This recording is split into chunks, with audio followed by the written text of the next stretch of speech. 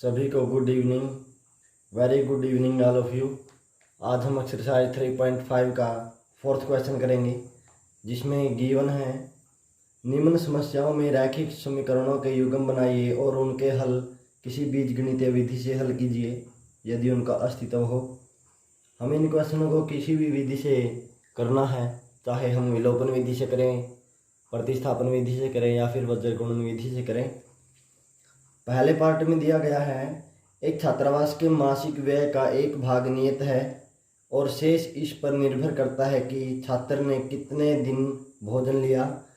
जब विद्यार्थी ए जो 20 दिन तक भोजन करता है 1000 रुपये छात्रावास के खर्च के रूप में देने पड़ते हैं, जबकि विद्यार्थी बी जो 26 दिन तक भोजन करता है छात्रावास को खर्च के रूप में 1180 रुपये देने पड़ते हैं। नियत व्यय और प्रतिदिन के भोजन का मूल्य ज्ञात कीजिए। किसी छात्रावास में जो किराया है वो तो नियत है। मान लेते हैं छात्रावास का नियत किराया, माना छात्रावास का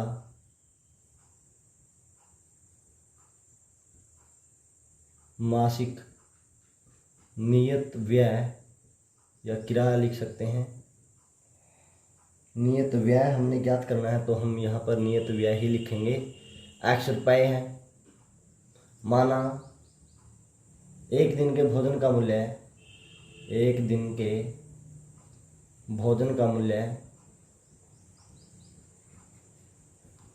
y रुपये है। तो छात्रावास का जो मासिक खर्च है वो नियत है, यानी फिक्स है वो, और एक दिन के भोजन का मूल्य हमने ज्ञात करना है जो हमने माना है y। तो प्रश्न के अनुसार, अकॉर्डिंग टू क्वेश्चन यानी प्रश्नानुसार, विद्यार्थी ए जो 20 दिन तक छात्रावास में रहता है, 20 दिन तक भोजन करता है, उसने 1000 रुपये खर्च के रूप में देने पड़ते हैं। एक दिन के भोजन का मूल्य y रुपये है तो 20 दिन के भोजन का मूल्य होगा 20 y रुपये प्लस छात्रावास का किराया, और इस प्रकार उन दोनों को जोड़कर उसने 1000 रुपये छात्रावास को देने पड़ते हैं। दूसरी तरफ विद्यार्थी बी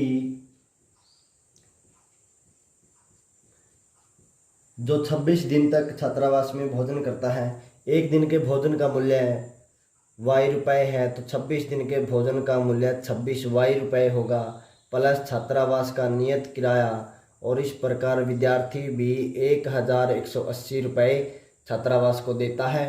तो यहाँ पर ये पहली स्थिति में पहली इक्वेशन होगी, ये दूसरी स्थिति में दूसरी इक्वेशन होगी।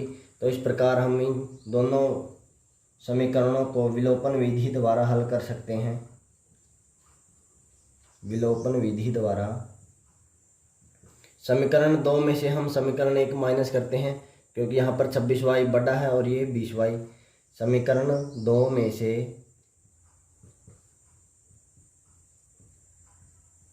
समीकरण 1 घटाने पर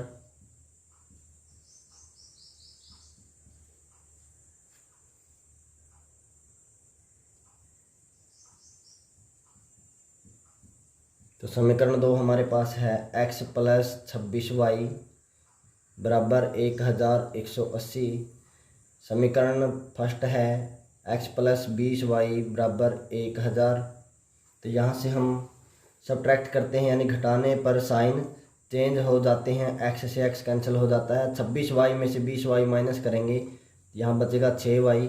1180 में से 1000 माइनस करने पर 180 बचेगा, तो y का मान होगा 180 बटा 6।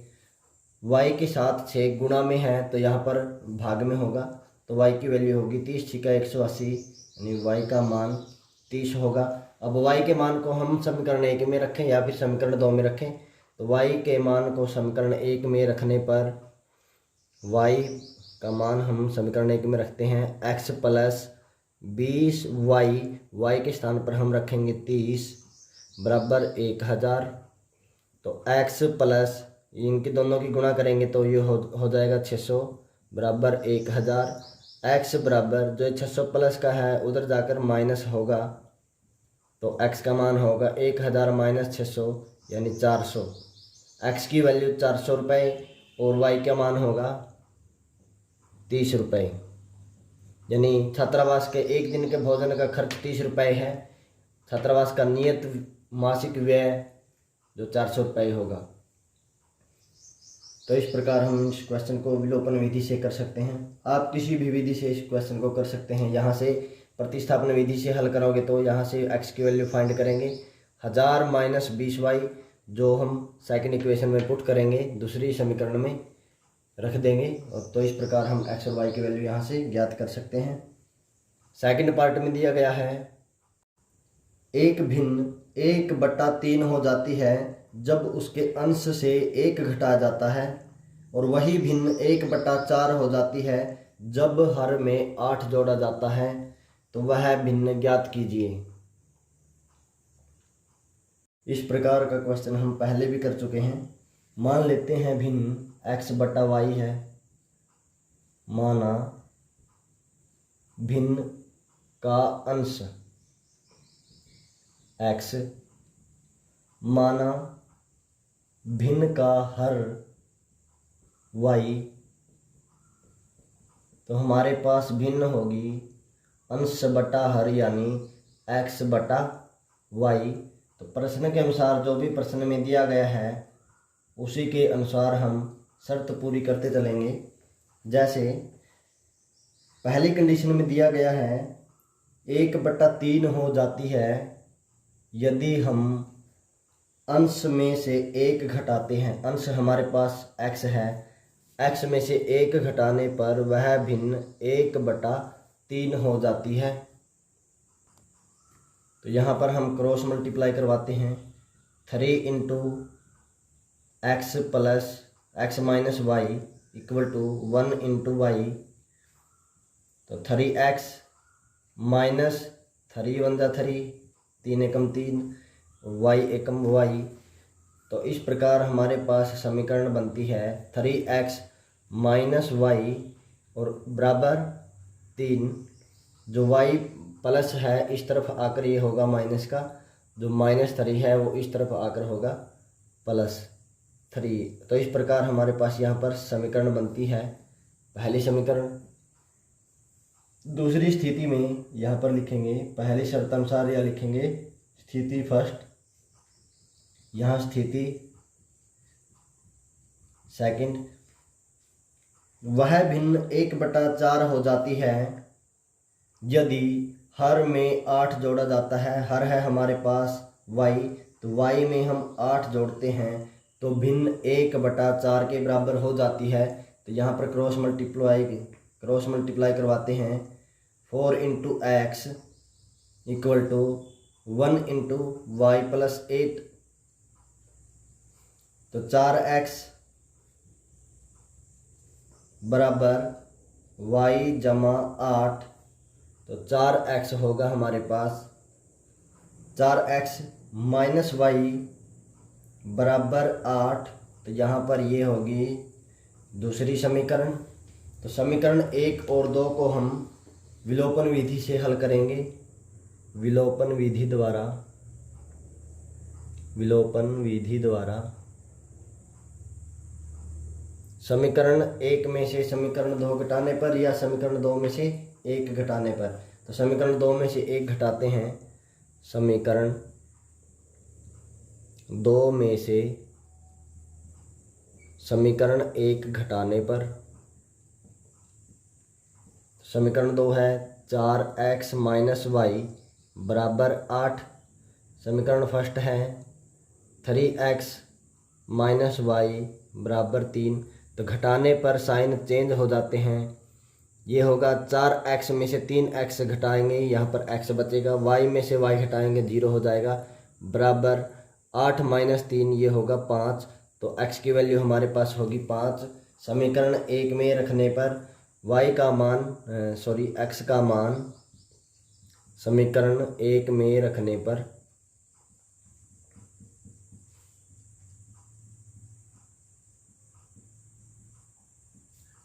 तो 3 इंटू एक्स के स्थान पर हम रखेंगे 5 माइनस वाई बराबर 3, तो 3 पंजे 15 माइनस वाई बराबर 3। 15 माइनस 3 जो +3 है, इधर आकर -3 होगा, बराबर माइनस वाई, तो उस तरफ लेकर जाएंगे तो प्लस वाई होगा। तो 12 माइनस वाई, 12 बराबर वाई, तो इस प्रकार वाई की वैल्यू होगी 12 और एक्स की वैल्यू होगी 5। तो भिन्न हमारे पास होगी एक्स बटा वाई, एक्स की वैल्यू 5, वाई की वैल्यू 12, तो भिन्न होगी हमारे पास 5/12। जब हम अंश में 1 माइनस करते हैं, 5 में से जब 1 घटाते हैं तो ये हो जाएगा 4/12। जब हम इनको कैंसिल करते हैं तो 4 एकम 4, 4 3 12, 1/3 हो जाती है, तो हमारे पास भिन्न होगी 5/12।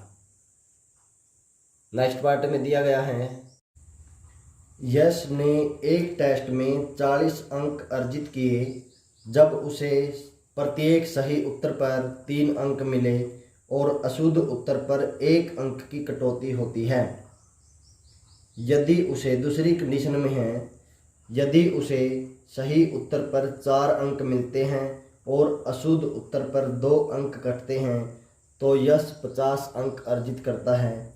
तो इस प्रकार टेस्ट में कुल कितने प्रश्न थे? पहली स्थिति में उसे 40 अंक प्राप्त होते हैं यदि वह सही उत्तर पर 3 अंक मिलते हैं और एक सही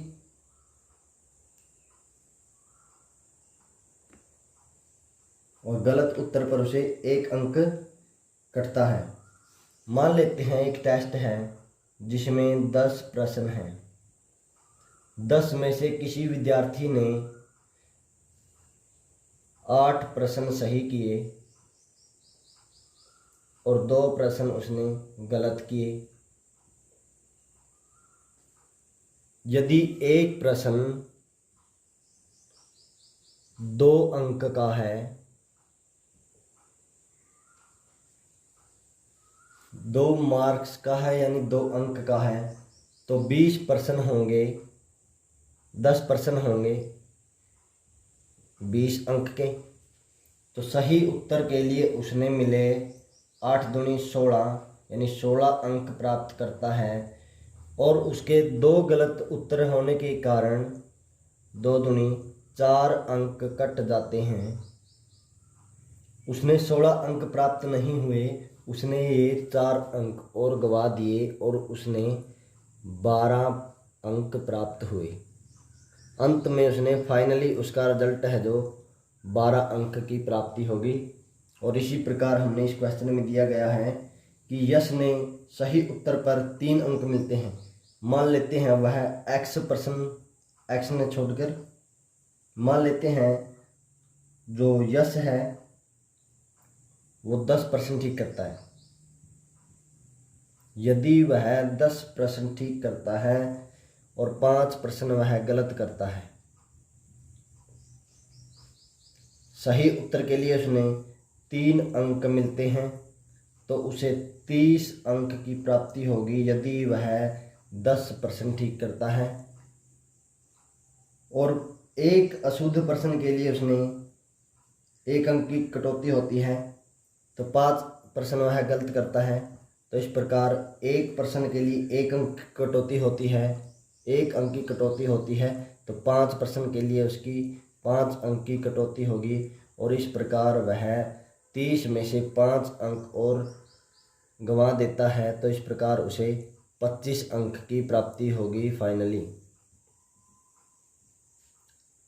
30 अंक उसने प्राप्त किए थे, लेकिन उसने 5 अंक गलत प्रश्न के कारण गंवा दिए, तो उसे 25 अंक मिले हैं। इस प्रकार हम इस क्वेश्चन में मान लेंगे सही प्रश्नों की संख्या x और गलत प्रश्नों की संख्या y।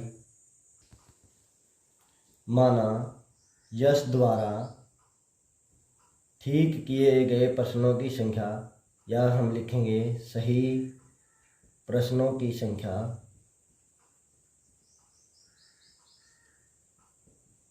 x। माना यश द्वारा गलत प्रश्नों की संख्या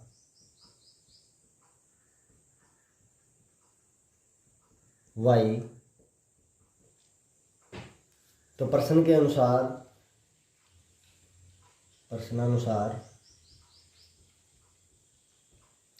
पहली स्थिति में उसे 40 अंक प्राप्त होते हैं यदि उसे सही उत्तर पर 3 अंक मिलते हैं। एक सही उत्तर पर उसे 3 अंक मिलते हैं तो x प्रश्नों पर उसे मिलेंगे 3x अंक। यदि वह 10 प्रश्न सही करता है और एक सही प्रश्न पर उसे 3 अंक मिलते हैं तो उसे 10 प्रश्नों पर 30 अंक मिलेंगे, यानी 10 गुना 30 होगा। इसी प्रकार उसने x प्रश्न सही किए और एक सही प्रश्न पर उसे 3 अंक की प्राप्ति होती है तो उसे 3 गुना x अंक मिलेंगे। ये बन जाएंगे अब अंक, यानी उसे सही उत्तर पर 3 अंक की प्राप्ति होती है तो x प्रश्नों पर उसे 3x अंकों की प्राप्ति होगी। ये हैं अब यश के अंक। सही उत्तर पर उसे 3 अंक की प्राप्ति होती है तो x प्रश्नों पर उसे 3x अंकों की प्राप्ति होगी। अशुद्ध उत्तर पर 1 अंक की कटौती होती है यदि वह 5 प्रश्न गलत करता है, अशुद्ध करता है, तो उसे एक प्रश्न के लिए 1 अंक की कटौती होगी तो 5 अंक के लिए उसे 5 अंकों की कटौती करनी पड़ेगी यदि वह 5 प्रश्न गलत करता है। मान लेते हैं यश ने 5 प्रश्न गलत नहीं किए, उसने y प्रश्न गलत किए हैं तो y क्वेश्चंस के लिए उसने 1 गुना y यानी y अंकों की कटौती करनी पड़ेगी और इस प्रकार उसने 40 अंक अर्जित किए। तो पहली कंडीशन में हमारे पास इक्वेशन बनेगी 3x माइनस वाई बराबर 40। जो ये भी अंक हैं, ये भी y प्रश्नों के अंक हैं और ये भी उसने फाइनली 40 अंक प्राप्त किए। दूसरी स्थिति में दिया गया है यदि यश 4 अंक प्राप्त करता है सही उत्तर के लिए, एक सही उत्तर के लिए 4 अंक हैं तो x प्रश्न के लिए उसने 4x अंक प्राप्त करेगा और उसके जो अंक कटेंगे वो अब अशुद्ध उत्तर पर 2 अंक कटते हैं तो y प्रश्नों पर उसके y अंक कटेंगे 2y और इस प्रकार वह 50 अंक अर्जित करता है। यहाँ से हम 2 कॉमन भी ले सकते हैं। 2 कॉमन लेने पर यहाँ बचेगा 2x माइनस वाई बराबर 50। तो 2x माइनस वाई बराबर 2 इस पूरे के साथ गुणा में है, इधर आकर भाग में होगा तो 50/2 यानी ये हो जाएगा 25। तो ये समीकरण 2। समीकरण 1 और 2 को हम विलोपन विधि से हल कर सकते हैं। समीकरण 1 में से 2 घटाने पर equation first minus equation second. समीकरण 1 में से समीकरण 2 घटाने पर 3x माइनस वाई बराबर 40, 2x माइनस वाई बराबर 25। तो घटाने पर साइन चेंज हो जाते हैं। 3x में से 2x घटाया, यहाँ बचेगा x। 40 में से 25 माइनस करेंगे, ये बचेगा 15, यानी x की वैल्यू होगी 15। x की वैल्यू को हम समीकरण 1 में पुट करते हैं 3 इंटू x के स्थान पर हम रखेंगे 15 माइनस वाई इक्वल टू 40। ये हो जाएगा 45 minus y equal to 40। 45 minus 40 equal to y, 5 equal to y, यानी y की वैल्यू होगी 5 और x की वैल्यू होगी 15। यानी सही प्रश्नों की संख्या 15 है और गलत प्रश्नों की संख्या 5 है। 15 उसके सही प्रश्न हैं, 5 उसके गलत प्रश्न हैं। तो 15 प्रश्नों के लिए उसे 1 अंक में पहली स्थिति में एक सही उत्तर के लिए 3 अंक मिलते हैं तो 15 प्रश्नों के लिए उसे 15×45 अंक मिलेंगे। 5 गलत प्रश्न किए हैं, एक पहली कंडीशन में उसने दिया है कि प्रत्येक अशुद्ध उत्तर पर 1 अंक की कटौती करनी पड़ती है, तो 5 प्रश्नों के लिए उसे 5 अंक की कटौती करनी पड़ेगी। तो इस प्रकार उसने पहली कंडीशन में 40 अंक की प्राप्ति होती है। तो ये अपना सेटिस्फाई करता है। तो इस प्रकार हम इस क्वेश्चन को विलोपन विधि से हल कर सकते हैं।